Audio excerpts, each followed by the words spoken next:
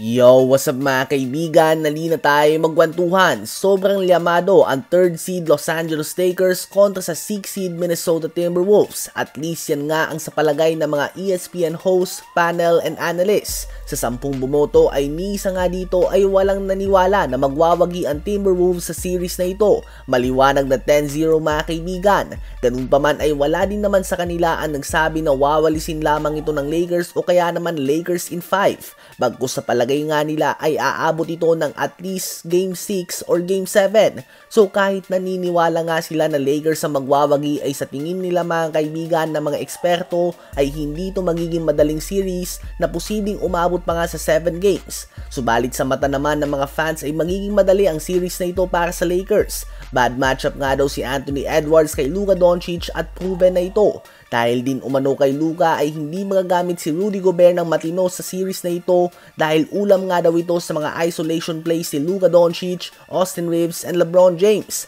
Ganun pa man, who knows, bilog nga ang bola and anything can happen. Kung titingnan lang natin ang matchups ay obvious naman LeBron and Luka. Mahirap nga makipag-argue na tatalunin sila ng Wolves. Ganun pa man, question mark pa rin nga sa ngayon ang coaching and adjustments na mga gagawin ni JJ Redick sa isang 7-game playoff series. Kung palakasan ng roster o lineup, patindihan ng mga players, individual talent, team experience, team chemistry, vibes at iba pa, lahat nga ito ay pumapabor sa Lakers. Ang coaching lang talaga ang hindi natin alam sa ngayon kung isa bang Erik Spoelstra o Coach Pop si JJ Redick na isang tactician tuwing playoffs o another Mike D'Antoni na pang regular season lamang.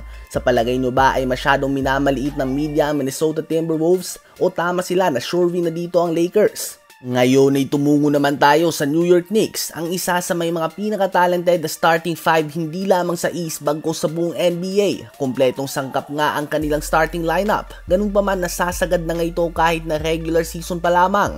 Number 1 nga sa minutes ang kanilang starting 5 habang sa bench minutes naman ay number 30 nga mga kaibigan ng kanilang bench. Sa playoffs nga na mas pisikal ng laruan ay injury nga ang aabutin nito kapag nagpatuloy. Ito nga talagang sakit ni Coach Tom Thibodeau sa Bulls pa noon.